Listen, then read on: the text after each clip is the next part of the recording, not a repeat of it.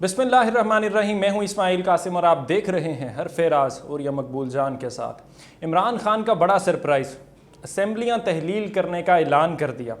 नून league का रद्द-ए-अमल आया, PDM का रद्द-ए-अमल आया और इसके साथ ही साथ इलेक्शन कमीशन ने एक ऐलान किया। क्या वो गैर जानिबदारी का था, क्या जानिबदारी था?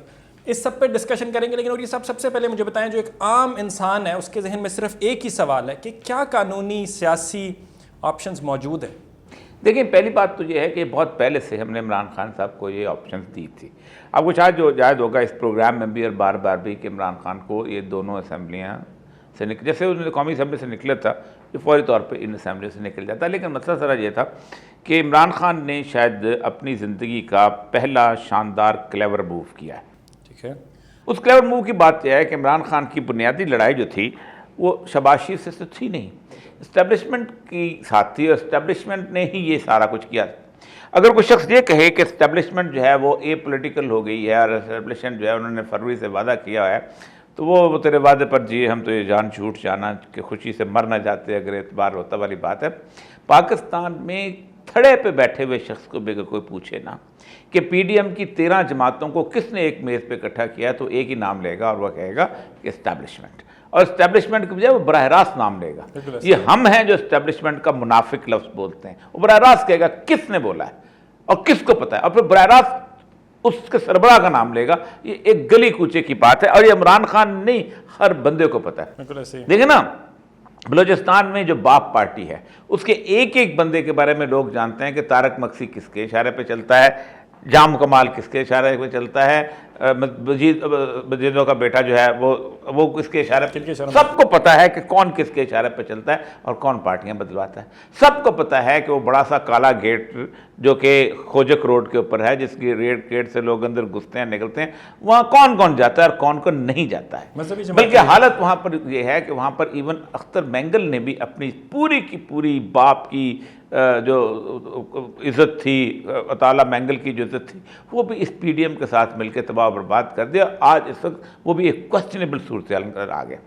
MQM के बारे में कराची की गली मोहल्ले में आप चले जाएं कि MQM किसके कहने पे पार्टी बदलती है, किसके कहने में इमरान खान के पास जाती है, किसके कहने में इमरान खान को छोड़कर यहाँ आती है, सबको पता है सारी चीज़। एक ही तीसरी, नवाज शरीफ जो है उसका खमीर कहाँ से उठा है, वो किस चीज़ का इंतज़ार कर रहा था, वो कैसे इंतज़ार कर रहा था कि नो कॉन्फिडेंस मूव लेके उनके शायद खान अब्बासी जो है, मरियम नवाज है, कोई बंदा भी है, सब इस पे थे कि हम नहीं ला सकते, खुर्रम दस्तगीर भी हम नहीं ला सकते जब तक कि इस्टेब्लिशमेंट की सपोर्ट ना हो। एक बात तो तय है कि उसकी लड़ाई उसके साथ थे इस्टेब्लिशमेंट ने। अब इस वक्त इमरान खान ने वो 3 दिन चुने हैं कि जो चेंज ऑफ गार्ड के दिन थे। चेंज ऑफ गार्ड में होता क्या है कि जो पुराना बंदा होता है वो लेम डक हो जाता है, लोग इंतजार करते हैं कि अब आइंदा आने वाले की बात सुनी जाए। आइंदा आने वाले के हकामात अभी तक आए नहीं होते, क्योंकि वो हकामात तो नहीं दे रहा होता, वो तो अपनी उसमें बैठा होता है। तो इस 3 दिन के अंदर इमरान खान ने एक फैसला किया कि अब बात ले जाना है, लोगों को अपनी ताकत शो करनी है और शो करने के बाद ये सूरत हाल में आना है। अब ये सूरत हाल है क्या? ये सूरत हाल बड़ी दिलचस्प है, इसमें मैं पहले भी बात कर चुका हूँ, बड़ी तफसील से बात कर चुका हूँ कि इसमें पहली बात जो है कि सिंध असेंबली में आपकी 26 के करीब सीटें। अब 26 हलकों में, वो भी कराची के हलके में अगर इलेक्शन शुरू हो जाए, बल्दियाती इंतखाबात तो गए ना, और फिर उसके बाद सारी की सारी PDM जमातें भी इकट्ठी हो जाएं और अगर आप जीत गए तो उसके बाद अगले आम इंतखाबात में MQM क्या करेगी और कहाँ रह जाएगी। ठीक 7 सीटें आपकी बलूचिस्तान में हैं। पाकिस्तान की पहली पार्टी है इमरान खान की पार्टी जिसने बलूचिस्तान में इतने बड़े इनरोड बनाए, ना कभी पीपल्स पार्टी ने बनाए हैं, ना कभी नून लीग ने बनाए हैं। सारे जो थे मिल मिला के इकट्ठे उठे, इधर से बानमती ने कुंबा जोड़ा, कहीं कहीं कहीं करोड़ा, वहाँ से उनकी असेंबली नशिस्तें बनाया करती थी और जज को वो कहते थे जब चाहते थे चीज़ बदल जाते। जफरुल्लाह जमाली हो गया, जाम यूसुफ हो गया, उसका वालिद जाम गुलाम कादिर हो गया, यहाँ तक के बलूचिस्तान की सियासत के अंदर उलमा जो थे, जो कि जमीयत उलमा इस्लाम के लोग जो थे, वो भी जब चाहे उनको ले लिया जाता था। अकबर बुगटी को जब ये कहा गया था कि आप अताला मैंगल की गवर्नमेंट की जगह कोई दूसरी गवर्नमेंट बनाएं, तो जो 2 बंदे उसने ख़रीदे थे वो दोनों जमीयत उलमा इस्लाम के थे, मौलाना हसन शाह और दूसरे थे मौलवी सालिह मोहम्मद। ये दोनों खरीदे थे और दोनों की वजह से वो गवर्नमेंट बदल गई थी उसकी। पंजाब में आप पूछ लें काफिले की सूरत हाल, चौधरी शुजात किधर गया, कैसे गया, किस तरह गया, असेंबली कैसे, वो सारा क्राइसिस जो बना, साउथ के जो लोग 17 वोटें जैसे, तो एक बात तो तय है कि उसका सारे का सारा हदफ जो था वो इस्टेब्लिशमेंट था और बिल्कुल ठीक हदफ था, और इस्टेब्लिशमेंट पहली दफ़ा डिफीटिस्ट सूरत हाल पे गई है। आप सोच नहीं सकते कि इस वक्त इस्टेब्लिशमेंट जो है उसको 1971 में इतना नुकसान नहीं पहुंचा था जितना अब पहुंचा है। 1971 में फिर थोड़ी सी इज्जत बच गई थी विदिन 2-3 डेज, क्योंकि जुल्फ़िकार अली भुट्टो को वो ले आए थे। आप सोचें कि मैं आपको एक छोटी सी अर्ज़ करूं कि इस वक्त पाकिस्तान के अंदर इमरान खान की या किसी भी पॉपुलर लीडर की क्यों ज़रूरत है। याह्या खान जैसे 16 दिसंबर को हुआ है, तो याह्या खान ने रात को ये फैसला किया कि मैं कल सुबह एक नया आइन जो है वो नाफिज कर दूंगा और उस आइन के तहत हम हुकूमत बनाएंगे। एक ब्रिगेडियर होते थे, ब्रिगेडियर का नाम था ब्रिगेडियर फर्रुख बख्त अली। ये बुनियादी तौर पर बड़े पुराने आदमी थे, और उनके दादा जो थे अमृतसर के कोतवाल हुआ करते थे, फिर पुलिस में चले गए। उनके वालिद जो थे ये खुद भी फर्स्ट PMA लॉन्ग कोर्स में थे आए हुए, और ये उस वक्त ब्रिगेडियर बन चुके हुए थे, और इनको वॉर टाइम के अंदर कमांड मिल चुकी हुई थी आर्मड आर्टिलरी की, तो इंपॉर्टेंट पोजीशन में थे। तो इन्होंने भी अपना इस्तीफ़ा लिख दिया। जब इन्होंने इस्तीफ़ा लिख दिया तो इस्तीफ़ा लिखने के बाद इनको पता चला कि याह्या खान जो है वो तो 17 तारीख को वो नोटिस कर रहा है, अपना यहाँ पर नाफिज कर रहा है अपना आइन। तो इन्होंने फ़ौरन जाके वहाँ उस वक्त होते थे, बल्कि एक मेजर जनरल सज्जाद करीम, ये बंगाली थे, उनको कहा कि तुम इंचार्ज हो, तुम जाके बताओ कोर हेडक्वार्टर में कि ये क्या हो रहा है यार उसमें GHQ में। उसने कहा मैं तो बंगाली हूँ, मुझे तो वैसे गद्दार समझ रहे हो तुम, मैं तो मसला बन जाए। तो उसने उसको अपने कैरवान में बंद किया, ही टुक ओवर द चार्ज। जब वो चार्ज टुक किया तो एक और जनरल थे, वो जो इन्फेंट्री के कमांड कर रहे थे, वो आ गए और उन्होंने उसको कहा यू आर अंडर अरेस्ट। उसको जब अरेस्ट करने की कोशिश की गई तो उन्होंने फौरी तौर पर अफसर खड़े हो गए और अफसरों ने कहा कि हम तो नहीं अरेस्ट होने देंगे। अब उन्होंने फिर एक होते थे अपना कर्नल अलीम आफरीदी, उसको मुझे लेफ्टिनेंट जनरल गुलशन के पास भेजा, क्वार्टर मास्टर जनरल होते थे। सर ये हो गया। उसने कहा मैं तो खुद रिज़ाइन करने के लिए बैठा हूँ, और मैं तो एयर मार्शल रहीम को लेके गया याह्या खान के पास, लेकिन याह्या खान नहीं मान रहा। याह्या खान ने अपने 2 बंदे थे, जनरल मिठा और जनरल हमीद, इनको लगाया कि ये जो है इसको ठीक करो, ये बगावत हो रही है। उन्होंने DGISI, ये होते थे ब्रिगेडियर गुलाम जिलानी, वो जो उसके fame Nawaz Sharif fame general गुलाम जिलानी, और ब्रिगेडियर इकबाल, वो भी गवर्नर रहे थे। इन दोनों को भेजा, वो जाके भी देख के आए कि हालात तो बहुत बुरे हैं। वो वापस चले गए और वो गुलशन के पास जाके बैठ गए। याह्या खान ने वहाँ पर तमाम गवर्नरों को फ़ोन किया। जिसने तो फ़ोन किया तो सबसे पहले उसने कई मज़हर को फ़ोन किया, उसने नहीं सुना, गवर्नर सिंध का था। फिर उसने फ़ोन किया बलूचिस्तान रियाज हुसैन को, उसने नहीं सुना। फिर उसने KPK में फ़ोन किया। आखिर एक गवर्नर उनको मिल गया, उसका नाम था लेफ्टिनेंट जनरल अतीकुर रहमान, शाहीन अतीक के वालिद, वो यहाँ पर होते थे। उनको जब फ़ोन किया उसने फ़ोन उठा लिया। तो उसने कहा क्या हालात हैं। उसने कहा पूरा लाहौर मेरे गवर्नर उसके बाहर जो है वो जुलूस निकाल कर खड़ा हुआ। तो उसने कहा ये क्या मांगता है खास। उसने कहा तुम्हारा सर मांगता है। तो उसने कहा क्या कह रहे हो। उसने कहा तुम्हारा सर मांगता है। उसने कहा तुमने लोगों को मेरे खिलाफ उठा खड़ा किया, बंद कर दिया। बंद करने के बाद उसको पता चल गया कि मेरा नाम का मसला है। फिर उनकी गैदरिंग हुई तो इन्होंने जनरल मिठा को कहा कि जाके उनको कहो जाके कि क्या तुम जनरल हमीद को मानने को तैयार हो। वो इकट्ठा था तो उन्होंने ब्रिगेडियर FB अली ने इनकार कर दिया। उसका हम तो नहीं मानते, ये तो टोला जाएगा। तो जनरल हमीद ने खुद जाके ना कोर हेडक्वार्टर के अंदर GHQ के अंदर ऑडिटोरियम में अफसरों को जमा किया, और जो उसके साथ उन्होंने किया है वो तारीख का हिस्सा है। उसके बाद उन्होंने तय कर लिया कि अब जुल्फ़िकार अली भुट्टो को लेके आओ, क्योंकि पाकिस्तान में वही एक पॉपुलर लीडर रह गया है जो बचा सकता है। उसने रात को जब 19 सितंबर को रात को आके चार्ज लिया है, और रात को 1:45 बजे मेरी याद अच्छा मैं तकरीर की थी, उसके 3-4 दिन के अंदर सारे हालात खुद को ठीक होना शुरू हो गए, लोगों को ज़ख्म भूलना शुरू हो गए, लोग नई ज़िंदगी में चल गए। तो इमरान खान का मसला सारा यह है कि इमरान खान के बगैर या नए इलेक्शन के बगैर पाकिस्तान का कोई रास्ता नहीं है।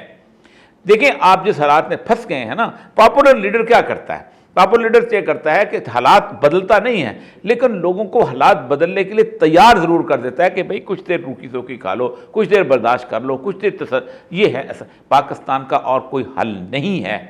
बिल्कुल ऐसे सियासी अदम इस्तेकाम को अगर हमने ख़त्म करना तो हल तो यही होगा। जो कानूनी और सियासी ऑप्शन ही वो मौजूद हैं, लेकिन उससे पहले एक फवाद चौधरी का बयान है। अभी आपने एस्टैब्लिशमेंट का जिक्र किया और किस तरह इनका रोल रहा है ख़राब करने का, और उन्होंने क्लेम किया कि हम न्यूट्रल है और न्यूट्रलिटी की बात करते हैं। फवाद चौधरी साहब ने फिर अभी एक बयान दिया, उन्होंने कहा कि इलेक्शन करवा दें, नहीं तो मार्शल लॉ लगा दें। तो किधर गई न्यूट्रलिटी। और ये इतना बड़ा बयान फिर से एस्टैब्लिशमेंट। नहीं तो बात तो सही कहता है, देखें बात तो सही कहता है, खुल के आओ ना, फिर पीछे क्यों खेलते हो? ठीक है, फ्रंट फुट पे होगा जो होगा, फ्रंट फुट पे आओ ना, हो पीछे। देखे ना इनको ताकत कौन दे रहा है? आप क्या समझते हैं कौन ताकत दे रहा है? आप मुझे बताइए, गुज़श्ता 9 महीने के अंदर जो कुछ हो गया है इस मुल्क के अंदर, मैं अपने 50 साल की जिंदगी में कभी नहीं हुआ। बिल्कुल ऐसे ही। और क्या दुनिया में कोई मुल्क है कि जहां सिर्फ ट्वीट करने के ऊपर आप एक बंदे को उठा लें, उसको नंगा कर दें? ट्वीट दुनिया को और मुल्क है? बगावत है ये? क्या आजम सवाती जो है सेनेटर ऑफ पाकिस्तान, जो बगावत कर रहा है कि आप 30 मुकदमे कर रहे हो उसके ऊपर? अरशद शरीफ, शहबाज गुल, आप मुझे बताइए कि ये क्या ये शेख मुजीबर रहमान है सारे के सारे? क्या तमाशा बना दिया आपने इस मुल्क को यार। और ये कौन करता है? ये शहबाज शरीफ की जरूरत है ये करे? फिर तो बड़ी दफा हमने कहा शहबाज शरीफ की इतनी नई हैसियत है, वो कत कराने वाले वही हैं। सियासी ऑप्शंस बड़ी जरूरी है। मैं दोबारा आपको लेके जा, अदम इस्तेकाम अगर वो ले तो असेंबली तहलील नहीं हो सकती। गवर्नर राज की कहीं पे बातें हो रही हैं, नहीं गवर्नर राज नहीं लग सकता। देखे ना, गवर्नर राज लगने आपको प्रेसिडेंट चाहिए, उसके अप्रूवल चाहिए, फिर असेंबली की अप्रूवल चाहिए, फिर पंजाब असेंबली की लगा भी दे। मैं तो कहता हूँ लगा दें ताकि जिसने खुल के सामने आना है आ जाए, पता चल जाएगा। ठीक है, गवर्नर राज नहीं लग सकता। असेंबलियां देखा ना, इमरान खान सिर्फ अपने वर्कर्स को बचाना चाह रहा है ना कि खून खराबा ना हो, ये हो आ जाए। मैं आपको बताऊं, गवर्नर राज लगाएंगे तब जलील होंगे, पब्लिक के साथ कन्फ्रंटेशन होगी। गवर्नर राज लगाएंगे केपीके के अंदर, कैसे गवर्नर राज लगाएंगे? आपको पता है कि आपने अभी गवर्नर राज नहीं लगाया तो वो घर कोर कमांडर का जिसके सामने लोग पंक्चर लगा के देखते हुए डरते थे, वहां गाड़ी पार्क नहीं करते थे, वहां क्या हो गया? पेशावर में क्या हो गया? आप लगा लें, लगाएंगे गवर्नर। मैं तो कहता हूं कि इसकी ये खुल के फिर आएगा सूरत हाल, खुल के आज अच्छी बात है। नो कॉन्फिडेंस मोशन अगर आ जाता है, देखिए नो कॉन्फिडेंस मोशन तो इनको तबाह बर्बाद कर देगा। नो कॉन्फिडेंस मोशन जो है उससे बहुत डरते क्यों? पर वो कर देगा, इतना मुझे पता है, क्योंकि कोई इस वक्त इमरान खान को छोड़ना नहीं चाहता, उसका मुस्तकबिल खत्म हो जाएगा। देखिए आज पंजाब असेंबली में आता है no confidence move, Punjab assembly dissolve हो गई ना। नो कॉन्फिडेंस मूव तो खैर एक दिन में खत्म हो जाएगा ना, वो तो स्पीकर बुला के वोट करेगा, खत्म हो गया। उसके बाद आपने डिजॉल्व कर ली, 190-91 बन जाएंगे दोनों। डिजॉल्व जब करेगा पता क्या, 5 साल के लिए इलेक्शन होंगे, फुल टर्म के इलेक्शन होंगे। जब असेंबली डिसॉल्व होती है तो फुल टर्म के इलेक्शन होते हैं। बिल्कुल ऐसे ही होता है, लेकिन इलेक्शन कमीशन, अच्छा अब क्या इलेक्शन कमीशन का बड़ा बयान है, हमें जो उनका रद्द-ए-अमल उसने कहा कि हम तो फॉर्म करने को तैयार, फॉर्म करेंगे, लेकिन आम इंतखाबात नहीं होना कि हम जिम्नी करवाएंगे। नहीं जिम्नी तो होंगे जब आप सीटों से इस्तीफा देंगे। बिल्कुल, जब आप सीटों से देंगे, सीटें तो असेंबली कायम रहेगी। ठीक है, मेक सेंस। जब आप सीटों की बात कर रहा था, ठीक है, जब सीटों से देंगे तो सीटों के इलेक्शंस होंगे, असेंबली कायम रहेगी। लेकिन अगर आप असेंबली खत्म करेंगे तो फिर 5 साल के लिए होंगे। जब वो 5 साल के लिए होंगे तो अगले जब सितंबर में आप इलेक्शन कराएंगे तो पंजाब में किसकी गवर्नमेंट होगी? नून लीग की। सवाल नहीं पैदा होता। केपीके में किसकी गवर्नमेंट होगी? नून लीग की। वहां तो इंटरम भी नहीं ला सकते क्योंकि असेंबली मौजूद है, तो वहां क्या करेंगे आप?